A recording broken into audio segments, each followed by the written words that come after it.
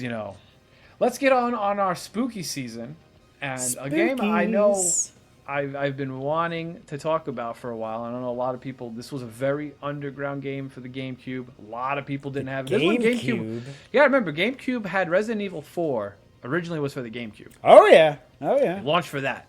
Then came in 2002. How did you hold the GameCube controller? I don't even remember. Oh no, I'm thinking 64. Remember the 64 controller that had the two handles? No, the GameCube's controller was nice, actually. I love that controller. Like, it was very comfortable. Oh, that was like the purple handle one? Yeah. Right, yeah.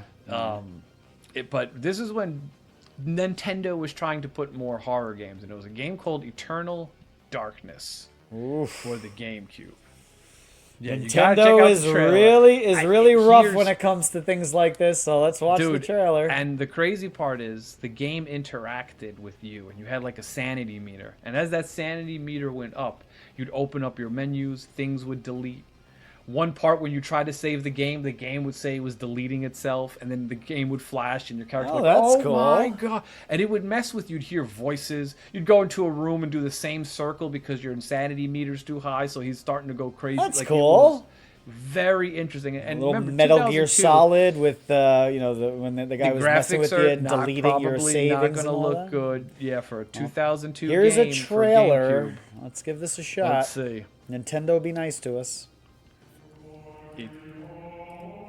It was a darker tone game. You played multiple characters. That whole somber. Did you hear that intro? It's very reminiscent to what we just saw too. Yep. Together with the others. The book. And it was so weird because you played one person who went into this mansion to find a book, and then you go through like a story of different. So you're like one time in, you're playing like a Prince of Persia Kyle character. Another one you play as a Roman legionary. Another time you're playing as an explorer, and they're all telling the story about like kind of reminds me of the Heavy Metal movie from back in the day, the way the storytelling goes, where it jumps from story to story, time period to time period. You'll see. Hopefully the trailer kind of shows a little bit of that. But this wretched book is where it 2002, I was still fairly young. I don't really remember it like I just remember that scene of panicking one time. Playing GameCube, watching the game say it was deleting my game that I just put 12, 13, whatever hours into, trying to save it. Fun. And in front of my uncles were there. They're like, "What are you doing?" I'm like, "I'm not trying to delete it," And then it just unflashed, and then it was like, I never did anything on the screen, which was just crazy. Just the way they thought about things, incredible. There was a moment in Batman: Arkham Asylum where the whole game looks like it's glitching out. And I'm not even kidding. As a kid, I ran up and turned off the game.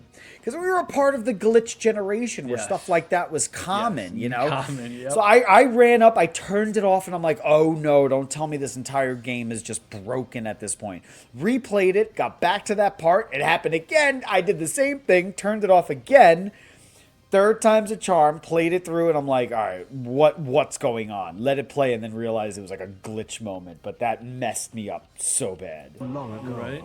Before time, before humanity. Again, graphics.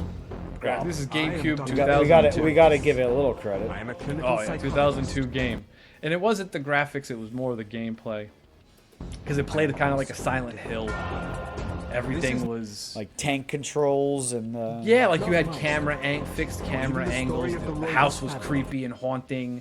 The rooms would change in the initial house. Every time you'd come back from one of their stories, she'd wake up and something in the house was different. Things were moved around and added onto it or broke down. It was weird. Such a weird, trippy game. Like it or not, believe it or not. I wonder how many people actually played these games back in the day. Hey guys, comment down below. I've never even heard of this. This was a really underground. It didn't have like big, publicity. I remember at the time, because who thought of GameCube was a horror game and a Nintendo game? Yeah, that was stealth based. Humanity has been on the edge of extinction.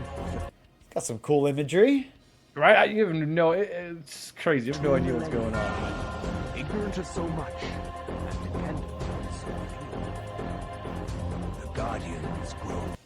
Whoa! Look at that. We got some. I'm telling you, some Bloodborne looking enemies right there. Look at that thing. They were trying to go into the more of the scary market.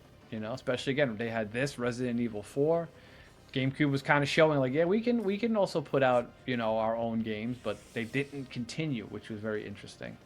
Putting these style games out. They made the one game, and that was it.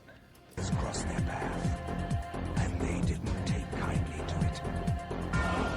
This is a long trailer for back then. Wow. And this is the actual game trailer, huh? Yeah. Oh, Santini's.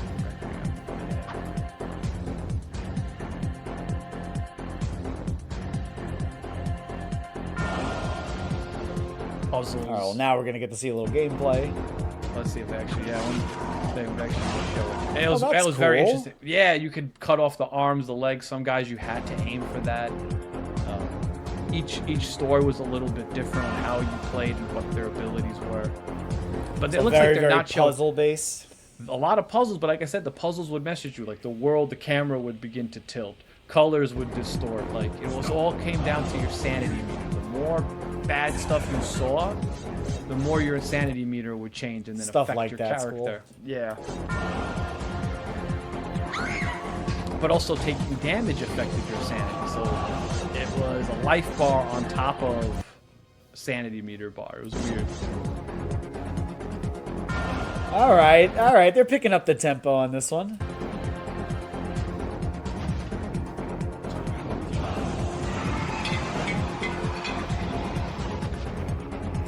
So that's cool. Very environmental. You actually Yes. needed something to defeat an enemy with. Yeah, because not all the characters are going to be wielding weapons. Some have to use more of their wit. There was combat system, obviously, with that, but that wasn't the main part of it.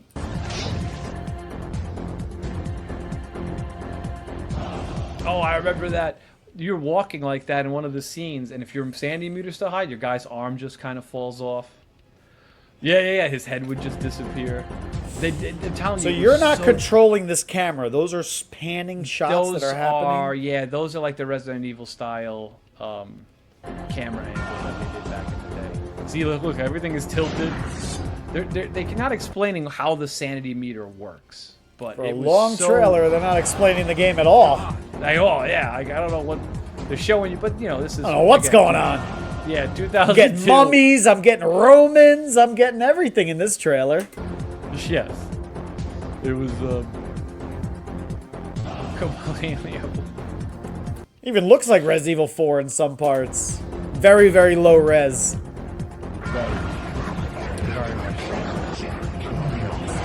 You know, like 3 minutes into this trailer and I still have no idea how to play this game. You don't play the game, man. The game plays you. The game plays.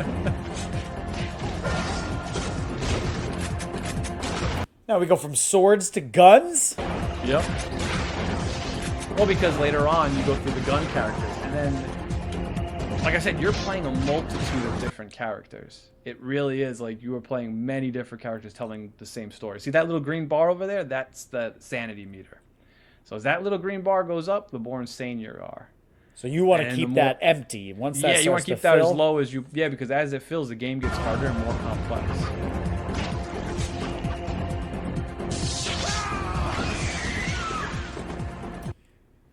Poor Katana.